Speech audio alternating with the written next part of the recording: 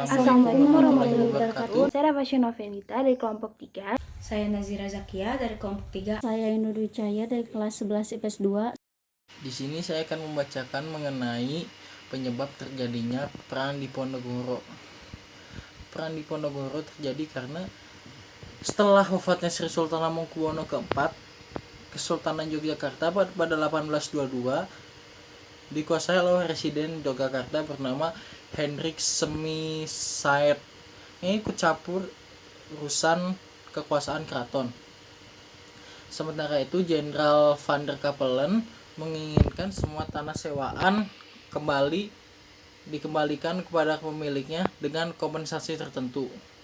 Namun hal ini tidak disetujui oleh Pangeran Diponegoro karena akan menyebabkan keraton mengalami kebangkrutan. Akan tetapi Semisaert berhasil membujuk Ratu Ageng dan Patih Danurojo selaku raja untuk memutuskan kebijakan sehingga keraton terpaksa meminjam uang dari Kapiten Tionghoa untuk membayar kompensasi tersebut. Sebab khususnya Perang Diponegoro adalah disebabkan oleh pengaruh Belanda di tubuh keraton yang semakin kuat dan pejabat Belanda yang menodai adat istiadat serta tidak menghormati Islam sebagai agama resmi keraton. Di sisi lain, banyak penggawa keraton yang memihak kepada Belanda karena banyaknya keuntungan yang mereka dapatkan.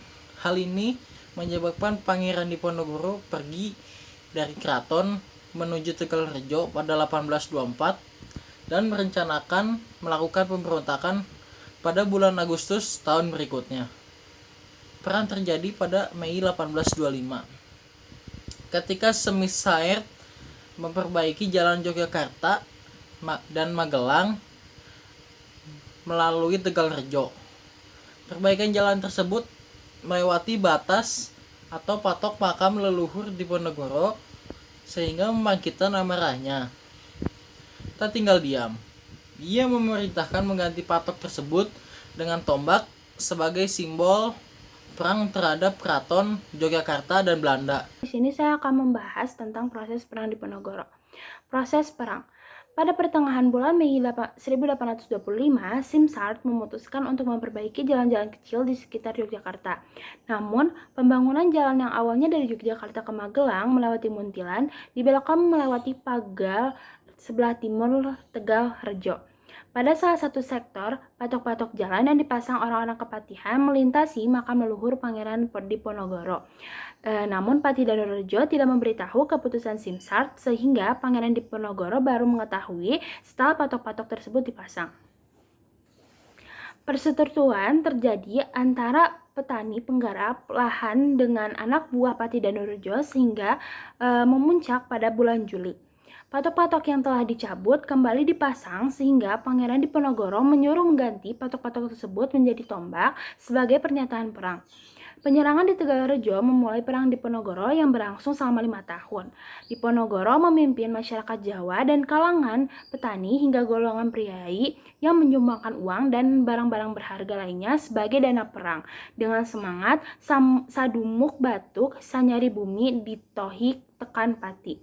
Sejari kepala sejengkal tanah dibela sampai mati. Sebanyak 15 dari 19 pangeran bergabung dengan Pangeran Diponegoro. Bahkan Pangeran Diponegoro juga berhasil memobilisasi para bandit profesional yang sebelumnya ditakuti oleh penduduk pedesaan, meskipun hal tersebut menjadi kontroversi tersendiri. Perjuangan Diponegoro dibantu oleh Kiai Mojo yang juga menjadi pemimpin spiritual pemberontakan. Dalam Perang Jawa ini, Pangeran Diponegoro juga berkoordinasi dengan ISKS Pakubuwono VI serta Raden Tumenggung Prawirodidoyo Bupati Gagatan. Selain sosok Pangeran Diponegoro, diawali perang terdapat seorang bangsawan pendukung Diponegoro lain yang bernama Pangeran Serang II. Pada bulan Agustus hingga September 1825, ia menyerang posisi-posisi pertahanan Belanda di pantai utara. Pada 28 November 1827, adik ipar Diponegoro yang bernama Raden Tumenggung Sosrodilogo ikut memberontak di Bojonegoro menuju pesisir utara, di mana ia berhasil merebut Lembang, Lasem, dan Tuban, Sayangnya, pada Oktober 1828, Raden Sosrodilogod terpaksa menyerah kepada Belanda setelah ia kehabisan pasukan. Pada tahun 1827, Belanda melakukan penyerangan terhadap Diponegoro dengan menggunakan sistem benteng sehingga pasukan Diponegoro terjepit. Pada tahun 1829, Kiai Mojo, pemimpin spiritual pemberontakan, ditangkap.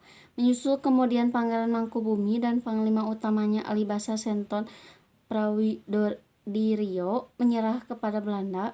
Akhirnya, pada tanggal 28 Maret 1830, Jenderal Dekot berhasil menjepit pasukan Diponegoro di Magelang. Di sana, Pangeran Diponegoro menyatakan bersedia menyerahkan diri dengan syarat sisa laskarnya dilepaskan. Oleh karena itu, Pangeran Diponegoro ditangkap dan diasingkan ke Manado. Kemudian dipindahkan ke Makassar hingga wafatnya di Benteng Rotterdam tanggal 8 Januari 1855. Strategi Diponegoro saat menghadapi kolonial Belanda.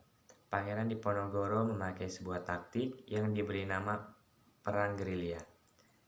Strategi perang gerilya ialah merencanakan serangan ke Keraton Yogyakarta, mengirim kurir kepada para bupati atau ulama, menyusun daftar nama bangsawan, membagi kawasan Kesultanan Yogyakarta. Perlawanan Diponegoro meluas sampai ke beberapa daerah di Jawa Tengah sampai ke Jawa Timur. Dengan demikian, strategi perlawanan Pangeran Diponegoro ialah dengan perang gerilya, dengan melakukan tindakan seperti menghimpun kekuatan dari Jawa Tengah sampai ke Jawa Timur dan memusatkan pertahanannya di Goa. Strategi perang dari pihak Belanda saat perang Diponegoro. Nah, jadi hal yang melatar belakangi strategi ini ialah karena pada saat itu pemerintah kolonial Belanda kewalahan akan perang Diponegoro ini. Akhirnya Jenderal de Kock membuat strategi, yaitu sistem benteng sel-sel untuk menghadapi pasukan perang Diponegoro yang bergerak dari pos satu ke pos yang lain. Taktik benteng sel-sel ini dilakukan dengan cara membangun benteng di berbagai wilayah seperti Jawa Tengah, Yogyakarta, dan Jawa Timur, lalu menghubungkannya dengan jalan-jalan yang bagus. Sistemnya ialah ketika salah satu benteng diserang, maka pasukan dan peralatan perang dari benteng lain yang ada di dekatnya ini akan segera membantu. Tujuan dari sistem ini ialah untuk mempersempit ruang gerak pasukan Diponegoro sehingga akan kesulitan untuk melarikan diri.